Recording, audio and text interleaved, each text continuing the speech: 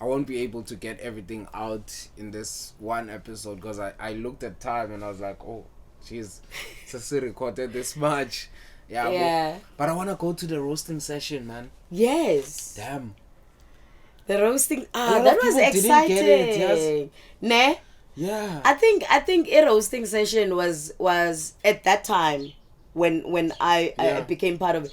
It was beyond its time. Yeah. You understand? Yeah. Now people wanna be seat. You know what I mean? Yeah. Wanna be seat. It was beyond its time. Yeah. That was exciting. Like I like the fact that like you went there like to boss everything around. I was like, people don't get it. I was like, that's the thing. I don't know if it's because I edit the ish and I listen a lot before and even. On top of that, Peter, it's 5-6, man. 5-6 plays my beats. He makes my type of beats. You know what I mean? And I'm like, oh shit. Like, oh people shit. People were breastfed.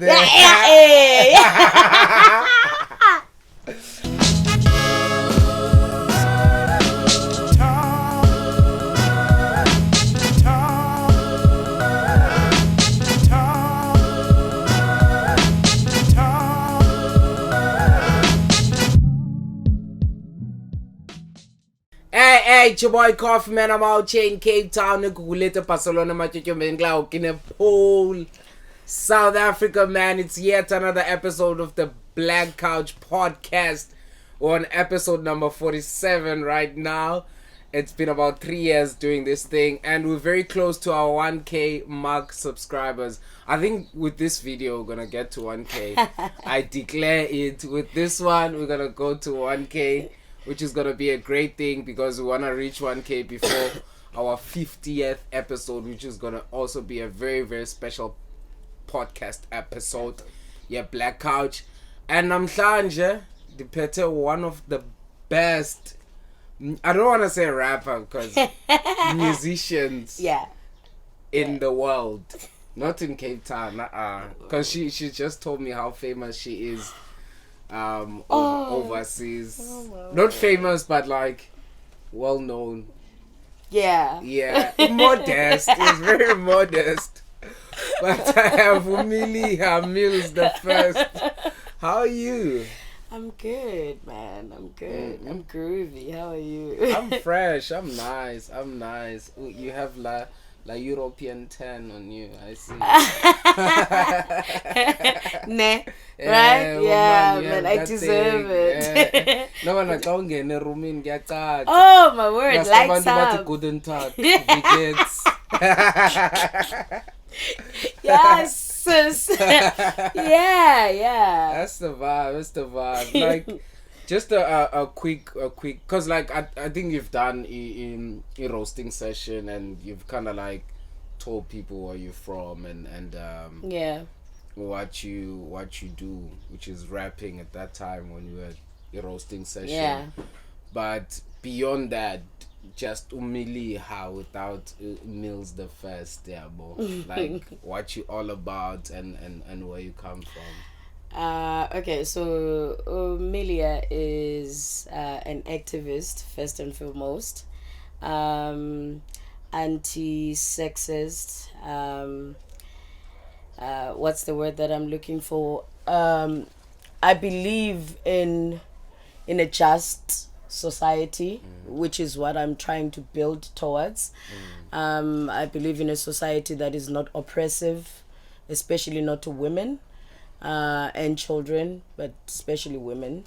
I fight or I stand for people who want to fight for the right to live, for the right to be, to exist. So that's Melia.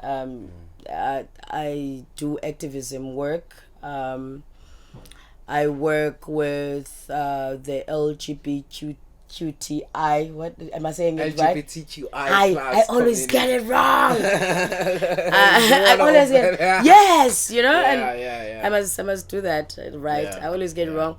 I believe in everybody should exist the way they are and the way they want to be and the way they feel comfortable being.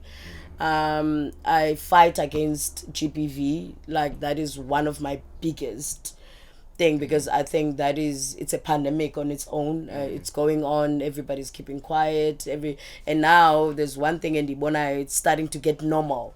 You know, it was normal before, and then people started talking about it, and then it became okay, say I support it, then boom, now it's becoming. Wouldn't you say that it became commercialized? I think that is the problem. You know, I think that is mostly the problem, and politicized, and you got all the politicians talking about it now, and like campaigning. And nobody really wants to talk about the people in the ground, the people who are actually feeling the heat, and that is the working class people, the people in the townships, the women in the townships that go through these things. Now it's like it's a thing, you know, it's a cool thing. Or artist or a politician to actually mention GPV type of thing, and that's another thing that pisses me off. So that's me. Wow. Wow. I'll just say wow. Like one of the pillars of what you believe in, and one of the driving ships of what you believe in, is Sounds of the South, SOS. Of course. And I want to just give us a context on like how is Sounds of the South started, and was the what do you call this, the vision and the mission same as when it started, or some things developed along the way? Okay, when Sound started, I wasn't there. I joined a moving train, but I know it started around the time when xenophobia was, you know, being a thing, developing, and the xenophobic attacks and everything started happening around the country. And then I know that artists from here, from Cape Town, from all around Africa came together and wanted to make a song, you know, against xenophobia. And then from that it developed into, instead of a song, how about a project, and then it grew, and then artists or activists that are from here formed Sounds.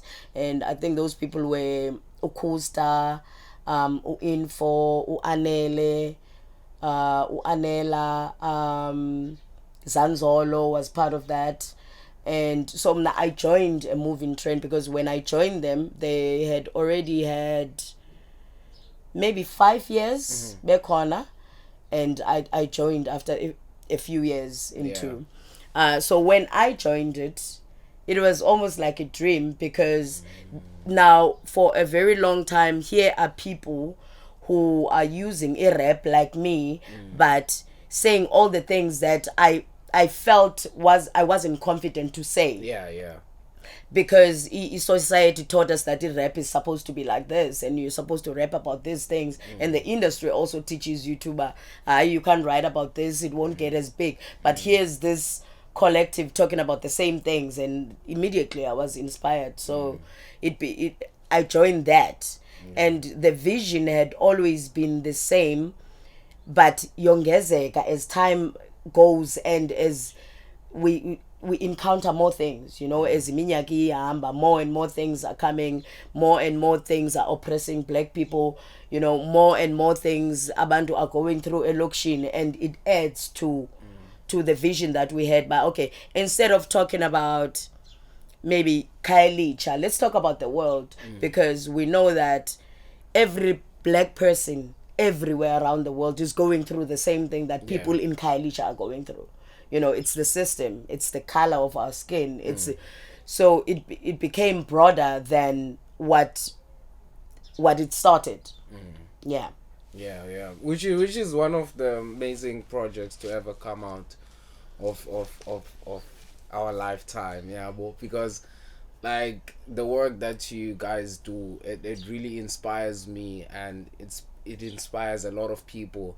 And like I would like to know that, like, you guys working from Cape Town and targeting the world, like what are some of the experiences that got you shocked? Because like I was having this conversation with my guest from the US last night, and we're talking about how the media and the country and the government of that country want you to perceive that country, and what you'd only see is glamorized things. Do not until you even get me there. started. Yeah. So what are some of the experience and culture shocks that you guys got? Because I know you guys are travelers, and you probably do different projects in different countries. Yeah, you know, when people say do not believe everything that you see on social media or on the TV, you never really take it to that extent until you actually get there. I'm gonna say something that I'm probably gonna regret, but fuck it, I'm not going to regret. I do not like we went to France. If it's up to me, I'm never going back to France. I do not like Paris. And this is Paris that everybody... Before I went to Paris, my daughter was like, when you get to Paris, you know, do a video for me. And I was excited also because everybody... And they like Tina Mashata, see Paris. Oh, you remember I did that everything video. is like- You know what I mean? And I thought, yeah, you get there. It's... First of all, they don't want to speak English. Yeah, of course. Yeah. It's been a long time. Which I understand. It's not their language. English, but language, but they are more left. I mean, they are more right than left. And with that, it means they are more racist than anything. Yeah. The country is unfriendly. Yeah. Uncomfortable. The police... we had a thing with the police at the train station, and you can immediately tell that when you are black, you are a target. It doesn't matter where you go. Yeah. You know what I mean? And I've never been that uncomfortable in a country like that, and we had to stay there a whole week. And I think it was the last week before we go back to Germany and go home. So these like our last days of the tour, and we're in this country. I think we were in Grenoble, in France, and I'm like, I'm not happy here. I'm not happy and uncomfortable. While we were there, some people got shot at Bahrain for being activists or for being anarchists. Yo. And this is an anarchist bar. Somebody just came and opened fire. You know, you know what I mean? And you think of things like that. And this one time we're performing in Lyon, and then I see some of our comrades who are from Lyon at the gate. So after a performance here, I go to ask, why are you guys standing here instead of park with crowd with us? And they're like, no. They are people who are far right, who like to go to places like this where they have activist groups performing and they start shooting. I've never been that scared. So I was like, you know, all the glimpse and glamour that they show us about these countries is not what it is. Nobody talks about how racist it is, and you know, the person who was going to become the president at that time, because I remember we went to a march against this person with activists from there, is that guy is far right.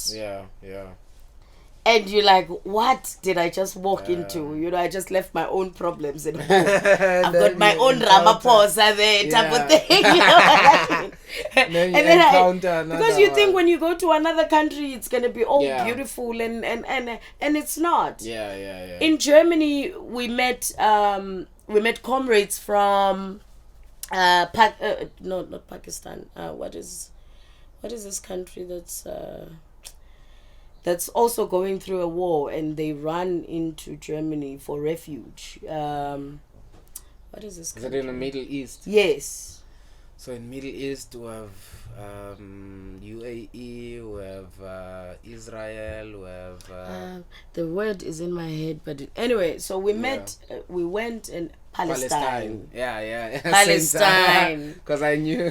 You know, we met comrades from Palestine, and we listened to the stories and the things that they go through Payana, and you know how they run to Germany for refuge, and also how they are still not accepted. You know, you watch things like that and you think, hey, you know, if this shit came home, You know, where would we run to? Because andite out here, we're busy discriminating against our brothers and sisters from all of these other neighboring countries. Yeah. If shit hit the fan here, which is very close, as we've seen, of course, yeah. where would we run to? Yeah. You know what I mean? There's nothing on the south. There is nothing on the south. Yeah.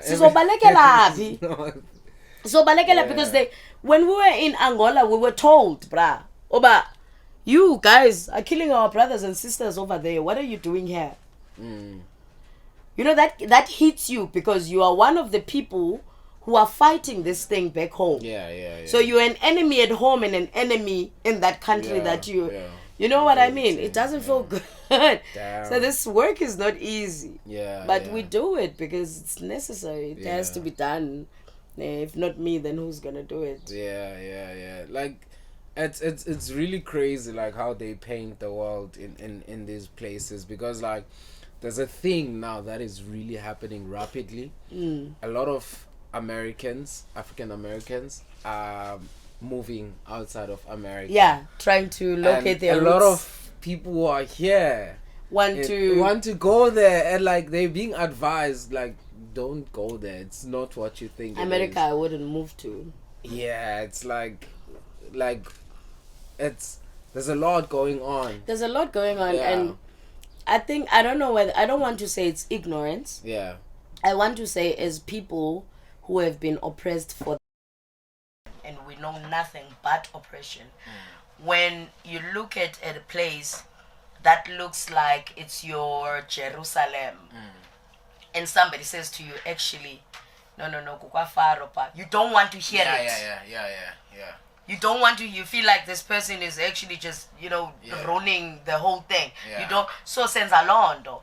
Although we are being told about, don't go there. Yeah. People from there are running out, are leaving, and we want to go because it's still... Yeah. Social media is still saying, hey, it's okay. Yeah. We are white and we are black here. Nobody cares. Yeah. But crazy. That's not what it is. It's crazy. It's really crazy. Like, I want to ask you something. How did you end up in rap? Why rap, not poetry? I started with poetry. Oh, you started with poetry and then you added rhythm. No, what happened was, I think it's the influence of the people that I surrounded myself with. Yeah. Because I started as a poet and a vocalist. Back when I could sing. I don't like singing. No, I don't like it anymore.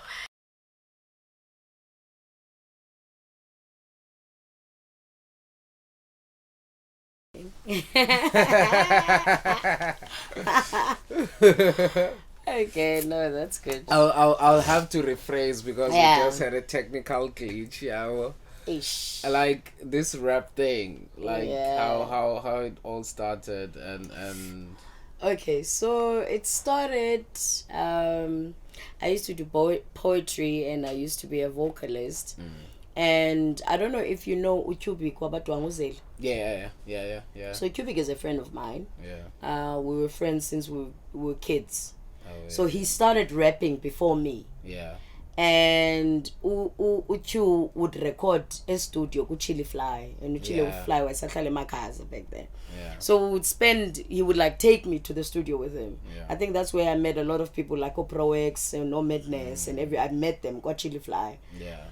And so we would get there, and then rapper comes through, and we chill there the whole day, and rappers are like writing, and I would help out a lot of these niggas while writing.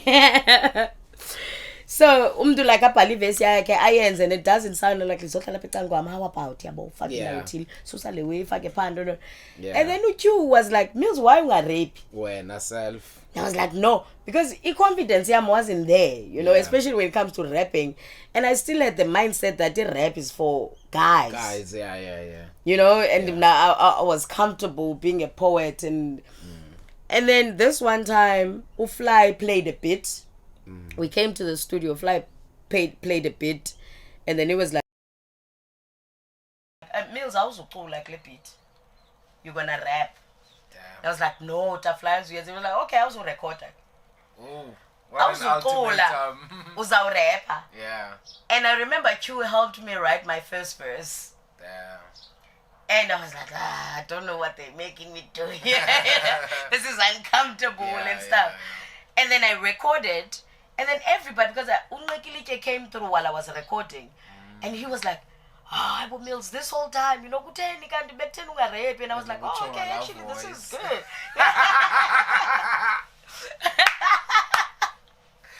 And so it began, you know. Yeah. The first performance here, they used OMs that used to do hip hop sessions every Thursday. Yeah. And you would have all the rappers from all over come through.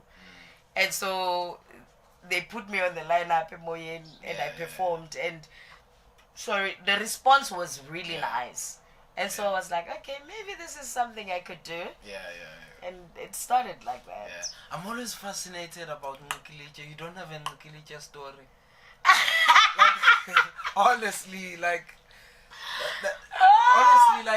there's a lot of people that I'm fascinated about, but I can reference on them, like they still around, like OPs or like I because they're still around. Yeah. But like that guy, I never had a lot of encounters with Umaning because it was either Sitibana kwa Flyer Studio, uzokwenza londo, and we would have like a chill dondoni, and it's all going around, and then and things like. But I never really chilled with him, and I hate that I didn't, you know, because hey man, I don't have a lot of stories about. We launched Capin Code at Delft. And he comes through there. You can tell niggas high as fuck. Comes through there.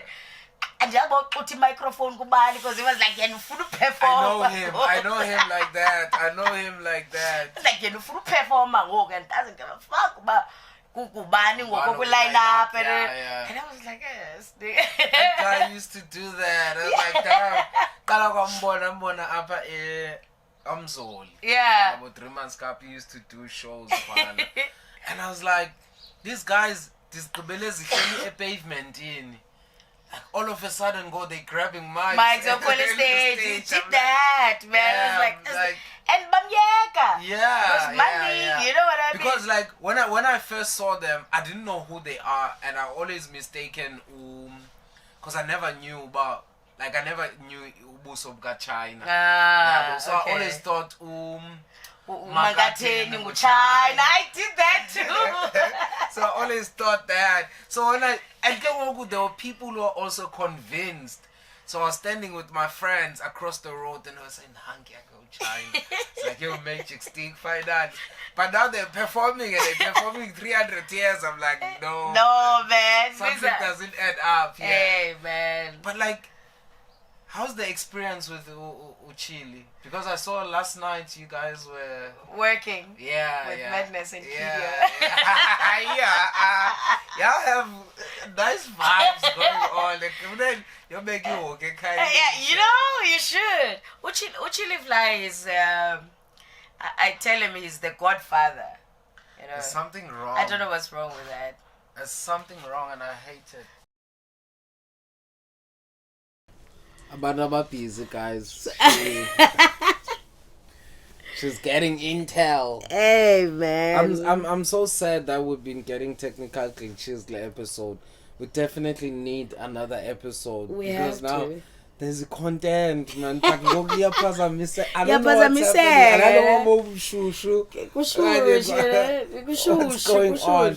But I honestly need another episode. I need another episode. We can do that. Because like as technical glitches as there's happy guys. I really but like before because like we're gonna wrap up now. But it's not everything. Guys, if you're watching right now, this is not everything. There's still a lot with Millz. There's a lot. I won't be able to get everything out in this one episode because I looked at time and I was like, oh, she's recorded this much.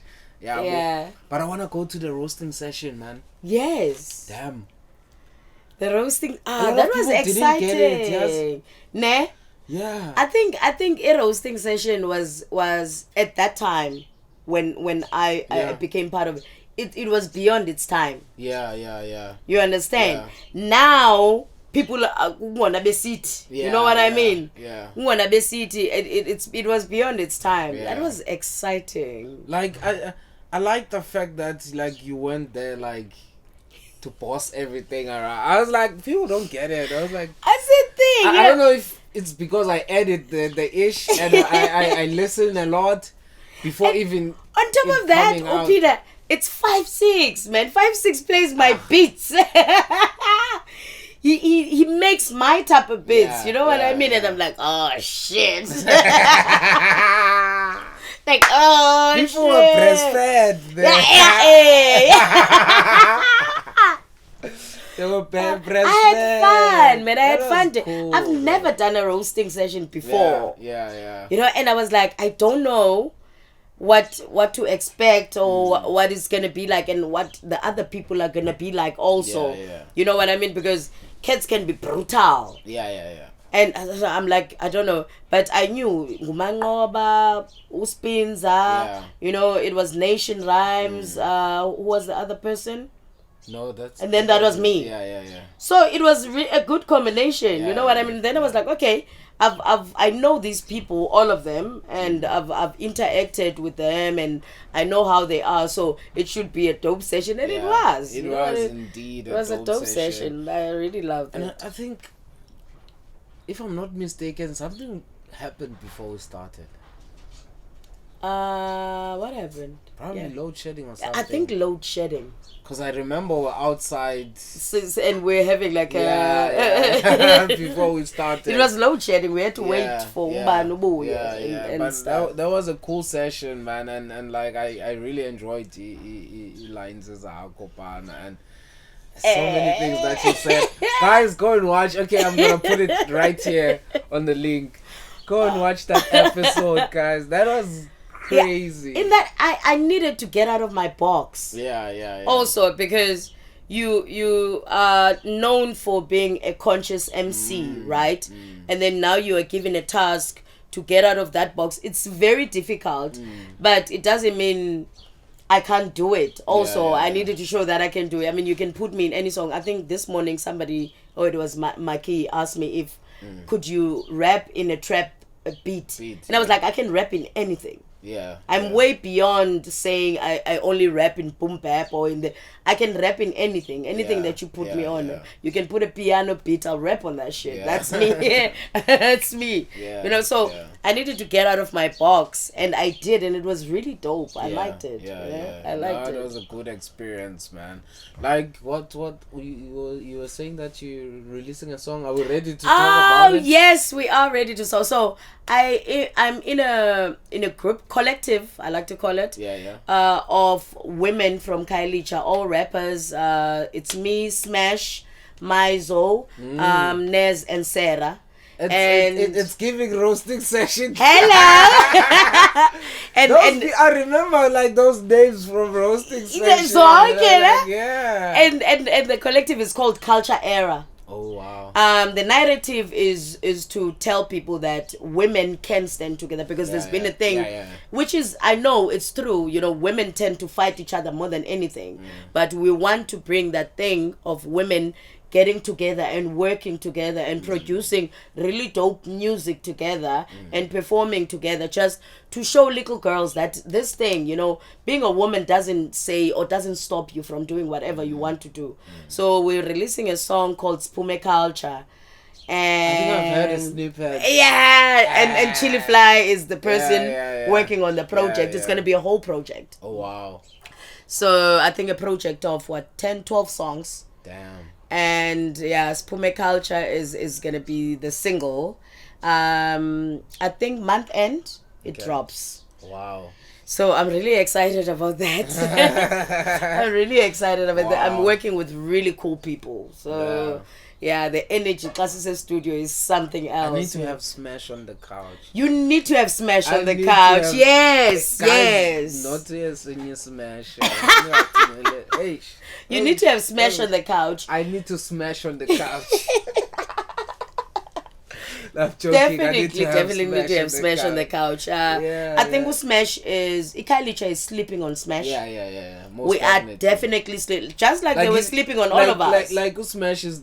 Like when Smash. I can proudly blows. say that she is the only artist that went viral with just for Facebook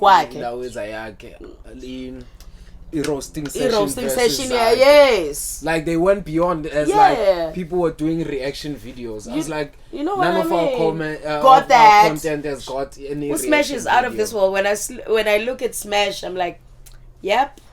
Damn. Yeah.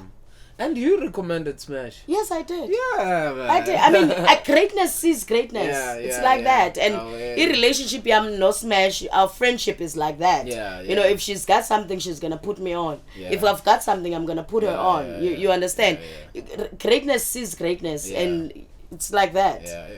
That's good, man. That's really good. Like, I'm happy that you guys have formed this thing, and I'm looking forward to. People must watch out for Khaltsha era, you know. Experience Khaltsha era. Khaltsha era. The name is like really like attractive. Yeah. So I'm looking forward to it. And social media before we. Social media, Millz the first. Millz, I've been no Z, you know, like I've been a lot thing. Everywhere, Instagram, Twitter, TikTok, Facebook, Millz the first. Oh yeah, shout out to you, man. Thank you for pulling. Thank you for having me, you know. Oh yeah. Thank you for having me. We're gonna have another episode, guys, I promise you. Yeah. I feel so bad. I don't know what happened. We've got a lot to talk about. We still have a lot. Like a lot. And shout out to everyone who has subscribed on our YouTube channel. And shout out to Nkqikilitye Wi-Fi. And shout out to all the Mayhammers in our Mayhammers group. And also shout out to everyone who has followed us on Facebook and also Instagram. We're gonna be bringing you amazing content, my friend. Now it's spring.